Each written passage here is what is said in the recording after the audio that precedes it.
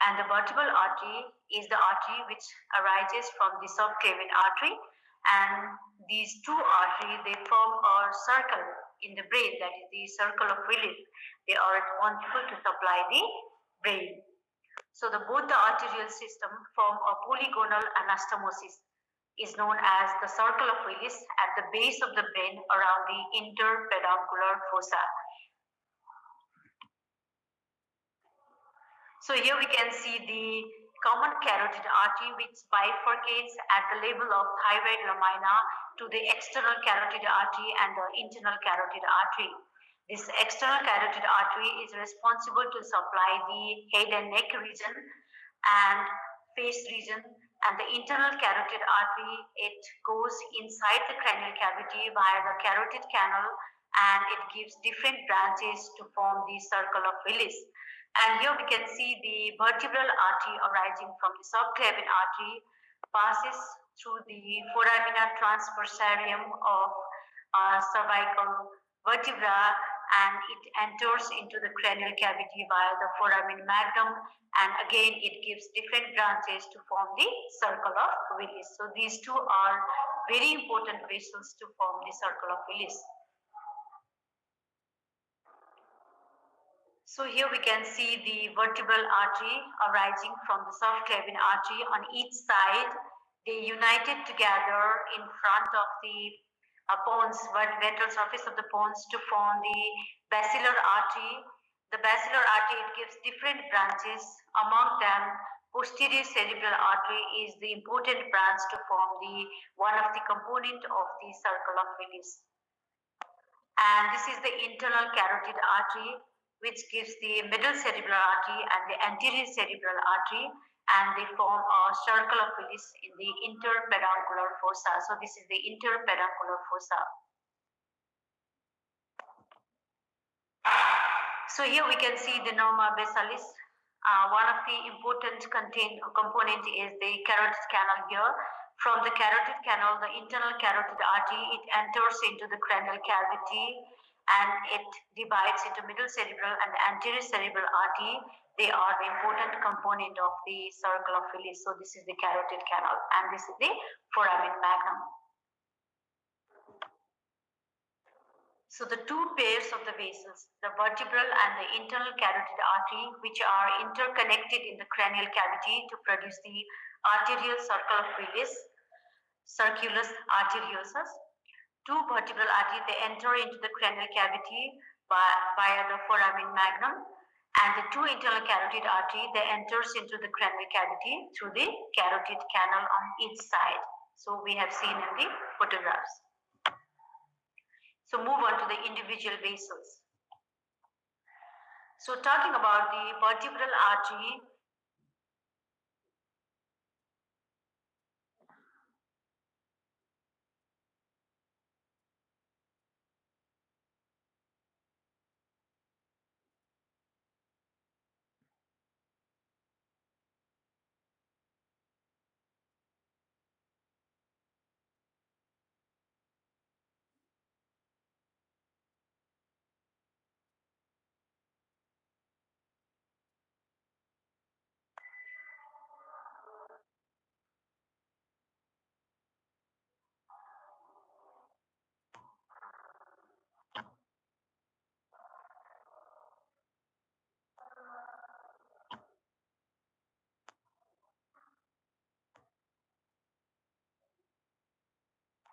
can you see the slide? Can you see the slide? Yes, ma'am. Okay. Sorry for the interruption because of the light, okay, in the department. Can you see the slide now? Can you see? Are you listening? Yes, ma'am. Okay. So vertebral artery is the artery that arises from the subclavian artery, and it goes above via the foramina transversarium of 2 to 6 cervical vertebra, and it enters into the cranial cavity via the foramen magnum, and it joins to the opposite vertebral artery to give rise to the basilar artery, And again, the basilar artery, it gives the different branches. So each vertebral artery, they arises from the first part of the subclavian artery in the lower part of the neck. It passes superiorly through the transverse foramina or foramina transversarium of upper 6 cervical vertebra. Don't be confused. They do not pass from the 7th cervical vertebra. Okay, so upper 6 cervical vertebra in the transverse foramina transversarium, they goes upward. On entering the cranial cavity through the foramen magnum, each vertebral artery gives a small meningeal branch, and just inferior to the pons, they fuse to form the basilar artery. So, this is the vertebral artery of right and the left side. They united together in front of the pons to give rise to the basilar artery, and these are the branches from the basilar artery. So they are the important branches from the vertebral artery. They are the intercranial branches. So posterior spinal artery, posterior inferior cerebellar artery, anterior spinal artery, medullary branches, and the meningeal branches. So anterior and posterior spinal artery, posterior inferior cerebellar artery, medullary branch, and the meningeal branch are the branches from the vertebral artery on each side. Do you have any queries? Anybody? Can you see the slide? Sumnima, are you there?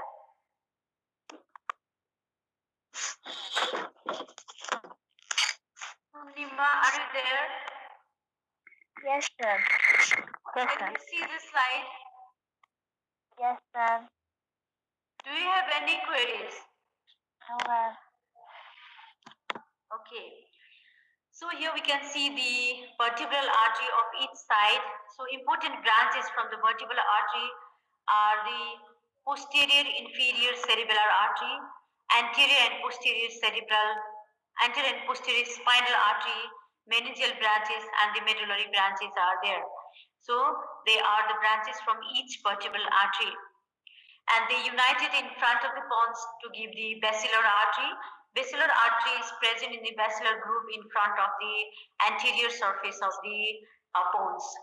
And other important branches from the basilar artery are anterior inferior cerebellar artery, AICA, labyrinthine artery to supply to the internal ear, pontine branches to the pons, superior cerebellar artery to the cerebellum, posterior cerebral artery, one of the important component of the circle of Willis, cerebral artery, okay, and posterior medial central branch, posterior choroidal artery, and cortical branch, they are arising from the posterior cerebral artery. Talking about the internal carotid artery. So internal carotid artery is one of the branch from the common carotid artery. So common carotid artery, it bifurcates into internal carotid artery and the external carotid artery at the level of thyroid lamina. And this internal carotid artery, it enters into the cranial cavity through the carotid canal in the norma abyssalis. And inside the cranial cavity, it divides into anterior cerebral artery and the middle cerebral artery. So anterior cerebral artery and the middle cerebral artery from the carotid canal, carotid artery, internal carotid artery, and the posterior cerebral artery from the basilar artery, they united to form the circle of Willis.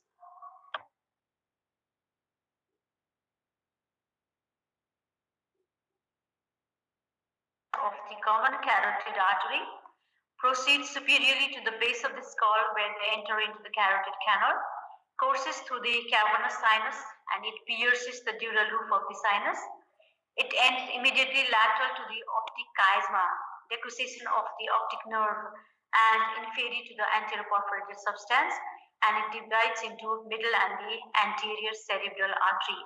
So the terminal branch of the internal carotid artery are the middle cerebral artery and the anterior cerebral artery. So this is the middle cerebral artery and these two are the anterior cerebral artery. They are the branches from the internal carotid artery. So do you have any queries till now? Bimla, are you there? Yes, ma'am. Can you see this slide properly? Yes, ma'am. Okay. Do you have any queries till now? No, ma'am. Okay. So if you have any queries, please ask, okay? So move on to the branches of the internal carotid artery. So other branches of the internal carotid artery are the anterior cerebral artery, middle cerebral artery, posterior communicating artery, anterior choroidal artery, and the ophthalmic artery. The anterior cerebral artery again, it divides into deep branch and the cortical branch. As the name suggests, cortical means towards the cerebral cortex. So it gives branches to the orbital area, frontal area, and the parietal area, and the deep branches to the internal capsule and the basal nuclei towards the midline of the brain. And again, the middle cerebral artery, it gives cortical branches and the deep branches. So cortical branches to the orbital, frontal, parietal, and the temporal region, and the deep branch to the perforating branches to the middle structure, midline structures.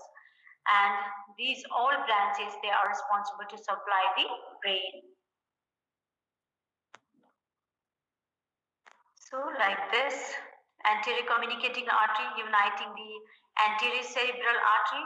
So this is the internal carotid artery which gives the middle cerebral and the anterior cerebral artery. So anterior cerebral artery, they united together by the anterior communicating artery. And again it gives the anterior choroidal artery. They are the ophthalmic branch. So they are the branches from the internal carotid artery. So the circle of Willis or circulus arteriosus, they are the synonyms. It looks like this. So these two vertebral arteries from each side, they united together in front of the pons to give the basilar artery, and basilar artery gives different branches. So anterior inferior cerebellar artery, pontine branch, labyrinthine branch, superior cerebellar artery, and most important for the circular Willis, that is the posterior cerebral artery. So they are the branches from basilar artery. So this is the internal carotid artery divides into middle cerebral and the anterior cerebral artery, and again anterior cerebral, they united together with the anterior communicating artery. So this is the diagrammatic representation of circulus arteriosus or circle of Willis. It is formed at the base of the brain by interconnecting basilar and the internal carotid system of the vessels. So the anterior communicating artery, it connects the left and the right anterior cerebral arteries to each other, and posterior communicating artery on each side, they connect the middle and the posterior cerebral arteries of the same side. Don't be confused. Anterior communicating artery, it connects the left and the right anterior cerebral artery, but the posterior communicating artery, it connects the middle and the posterior cerebral artery of the same side.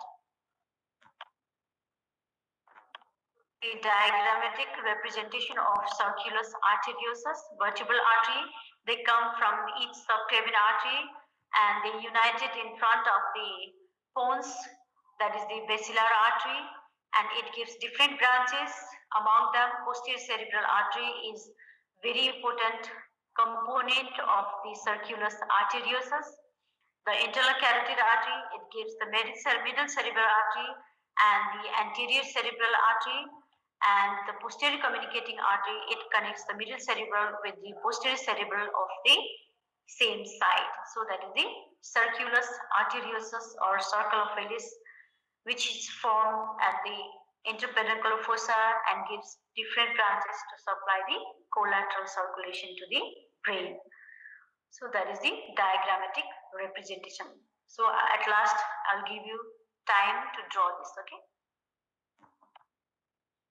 So what is the function of circulus arteriosus? So the function of circulus arteriosus is to equalize the blood flow to the different parts of the brain. It provides the collateral circulation in the event of obstruction to one of its component. So one of its component means any component is blocked because of the atherosclerosis. First of all, it provides the collateral circulation. Okay.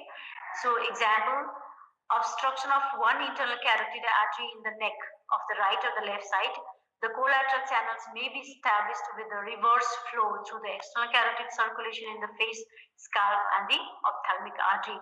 So initially, the patient won't show the lack of blood supply or the ischemia in the particular part of the brain because of its characteristic features, that is the collateral circulation by the circle of Willis.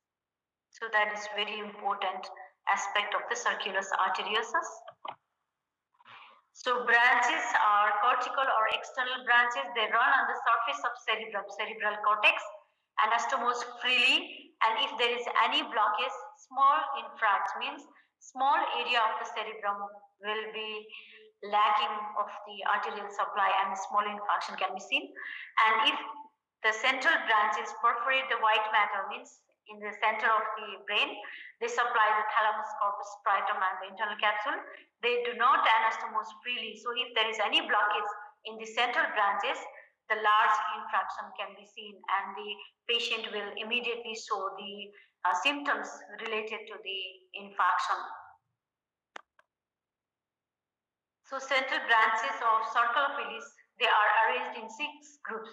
They are anteromedial group, anterolateral group, posteromedial group and the posterolateral group. So the anteromedial means they are the largest branch. Medial striate or the recurrent artery of humor, they supplies the corpus striatum and the internal capsule, has motor fibers for the face, tongue and the shoulder. So anterolateral means they are arranged in 2 groups. Lateral means on 2 sides, right side and the left side. The largest branch is the lenticulus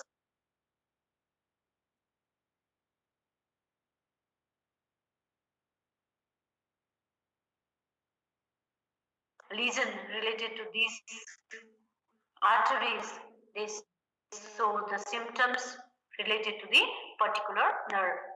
And posterolateral or thalamo-geniculate, 2 in groups because they are lateral, supply the thalamus and the geniculate body, and posteromedial means supply the thalamus and the hypothalamus. So each groups are arranged in the midline, anteromedial and the posteromedial, on the lateral aspect, right and the left side, anterolateral and the posterolateral.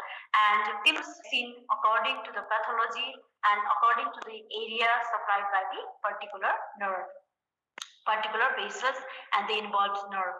Okay. So other vessels is the middle meningeal artery, branch of external carotid artery. So external carotid artery, it gives different branches to the face and the neck region. So among them, the middle meningeal artery is one, ascends through the foramen spinosum and supply the meninges, may be torn in skull fracture or head injury cases, road traffic accident cases, resulting in the formation of extradural hematoma. Extradural means outside the dura mater. This hematoma can compress and symptoms can be seen. So the ligation of the common carotid artery, intracranial aneurysm in any branches of the internal carotid artery. Aneurysm means the dilatation of the vessels. Okay. So extradural hemorrhage due to the fracture at the pterion. It tears the middle meningeal artery branches of the maxillary artery. So here we can see the lateral internal carotid arteriogram. So this is the internal carotid artery and its branches. Okay, we can see by inserting the dye to these vessels and we can see the normal architecture of the carotid arteriogram, which helps to identify the atherosclerosis or any lesion related to the particular artery. So here we can see the internal carotid artery in the cavernous sinus and these are the branches which can be visualized in the arteriogram to identify the involved pathology, for example atherosclerosis or any lesion which can compress the vessels leading to the infarction or hemorrhage. That's all about the arteries of the brain or the arterial supply of the brain. Do you have any queries till now? Ritu Parna, are you there? Ritu Parna? Gitanjali, are you there? Yes, ma'am. Do you have any queries? No, ma'am. Okay. You have to draw and practice the figure and you have to label it. Okay, it is important for theory as well as practical and MCQs. So move on to the venous drainage. So the venous drainage of the brain is by the cerebral veins. They crosses the subarachnoid space and they drain into the dural venous sinuses. So dural venous sinus, they are present between the endosteal and the meningeal layer of the cranial dura mater. As we discussed before, the cranial dura mater, it has the endosteal layer and the meningeal layer. Between these two layers, dural venous sinuses are there. In the dural venous sinuses, the subarachnoid space are there where the drainage of the cerebral veins occur and they go to the systemic vein. So these veins in the cranial cavity, there are absence of pulp. They receives the venous blood from the brain, meninges, bones of the skull by the diploid veins and the cerebrospinal fluid and drain into the internal jugular vein. The cerebral veins are grouped into two groups. So they are the superficial group and the deeper group. Superficial veins drains the cortex and subcortical white matter. Cortex means the outer structure and subcortical white matter. And the deeper veins drains the substance of the brain including basal ganglia and the dancephalon. Okay, so thalamus, hypothalamus region. So superficial veins, they are superior cerebral veins, superficial middle cerebral veins, and the inferior cerebral veins.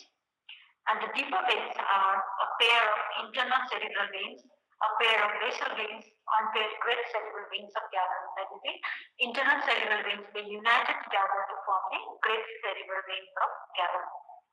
It is important for MCQ, great cerebral veins of Gavin. Okay, that is formed by the internal cerebral veins.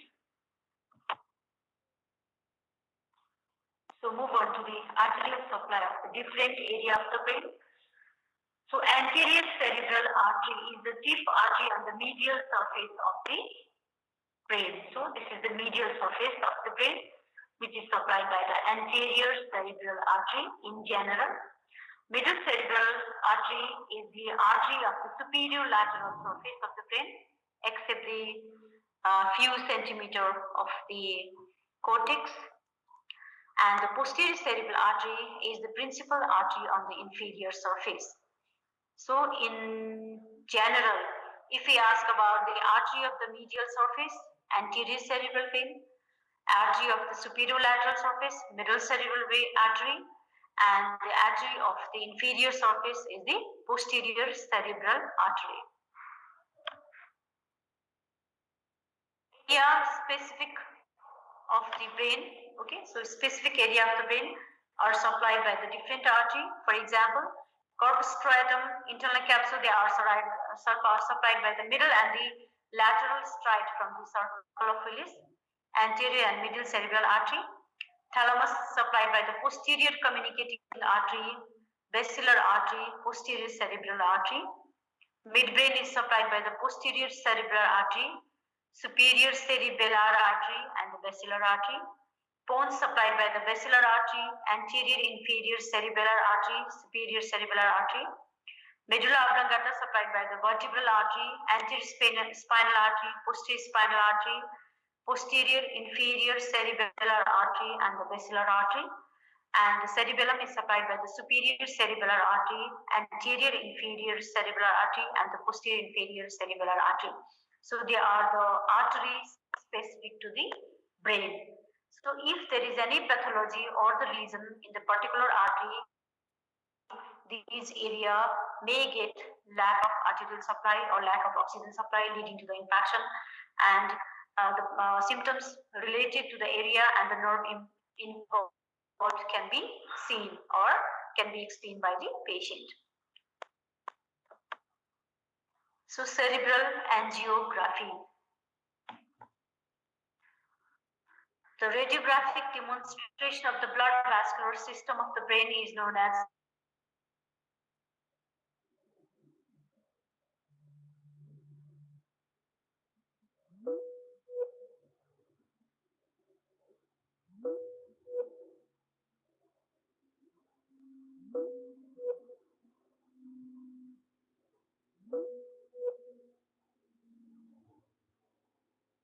occupying lesion like this. Okay, they are helpful for the diagnosis of these diseases.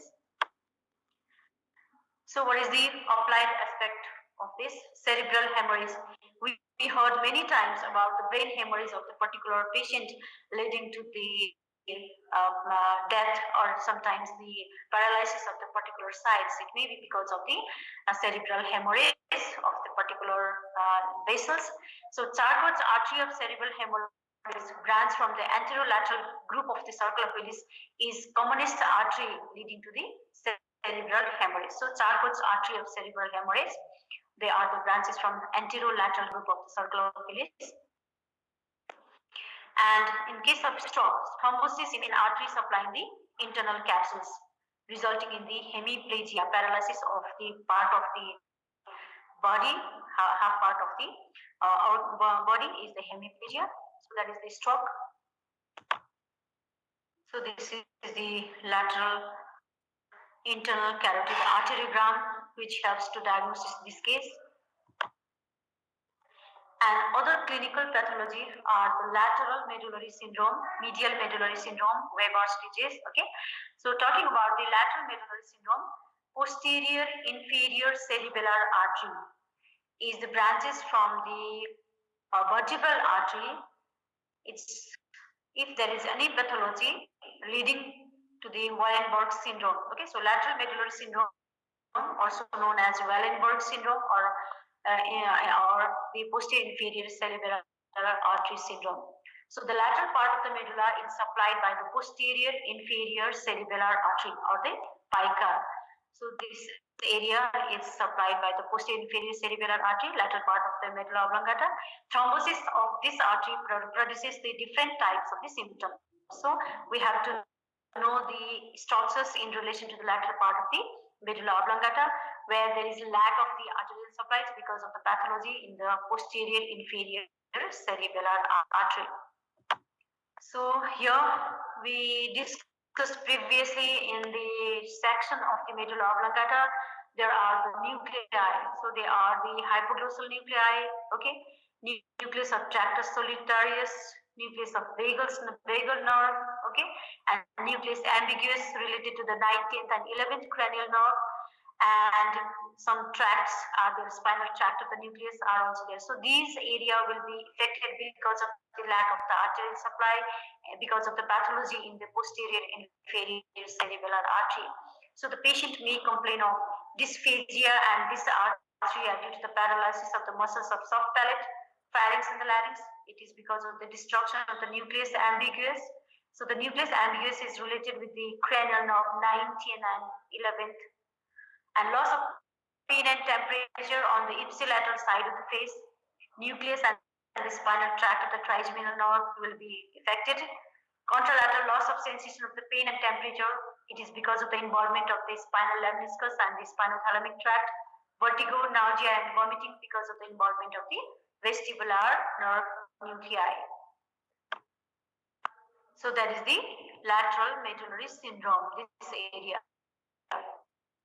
Okay, move on to the medial medullary syndrome. Medial part of the medulla is supplied by the vertebral artery, branches from the vertebral artery, that is the medullary branches, and thrombosis of the medullary branch of the vertebral artery produces the following type of the symptoms. So this area will be affected, and this area here we can see the major is the pyramidal tract will be affected. So the contralateral hemiparesis or hemiplegia, depending on the severity, because of the involvement of the pyramidal tract, because of the lack of arterial supply to the pyramidal tract, the major fiber corticospinal tract will be affected, and contralateral hemiplegia can be seen. So the contralateral impaired sensation of the position and movement and tactile discrimination, it is because of the involvement of the medial lemniscus. Ipsilateral paralysis of the tongue with the deviation to the paralyzed sides when the tongue is protruded because of the involvement of the hypoglossal nerve. So that is the symptoms in relation to the medial medullary syndrome, and the area involved are the pyramid, lemniscus, and the hypoglossal nerve nuclei. Okay. All the symptoms are the vascular lesion of the midbrain. So this is the section of the midbrain at the level of superior colliculus, okay, and Weber syndrome produced by the occlusion of the branch of the posterior cerebral artery. So posterior cerebral artery is one of the important branch from the basilar artery that supplies the midbrain and results in the necrosis of the brain tissue in this area, and it may involve the oculomotor nerve. So oculomotor nerve involvement can cause the ipsilateral lower motor neuron paralysis of the eye muscles, because eye muscles are supplied by the majority of the eye muscles are supplied by the oculomotor nerve. Ophthalmoplegia can be seen due to the involvement of the oculomotor nerve. And external strabismus can be seen, eyeball deviated laterally because of the paralysis of the medial rectus and unopposed action of the lateral rectus. Ptosis can be seen because of the drooping of the upper eyelid due to the paralysis of the levator palpebrae superioris.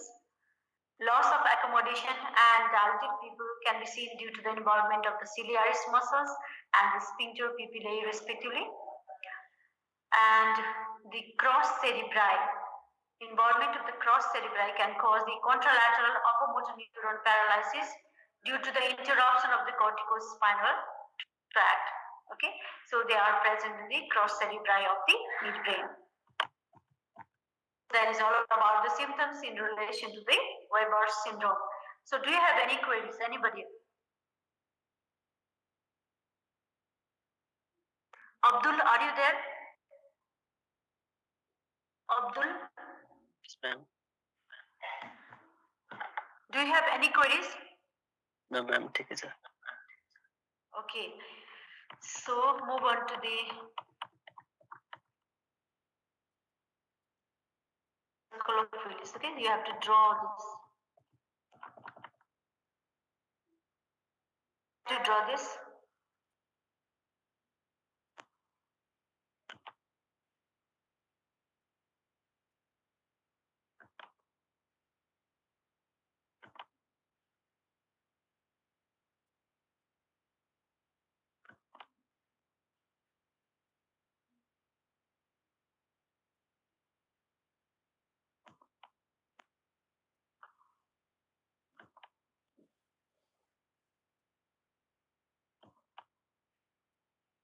So it is the diagrammatic representation of circle of Willis. You can draw this and you can label this. It will be easy for you in the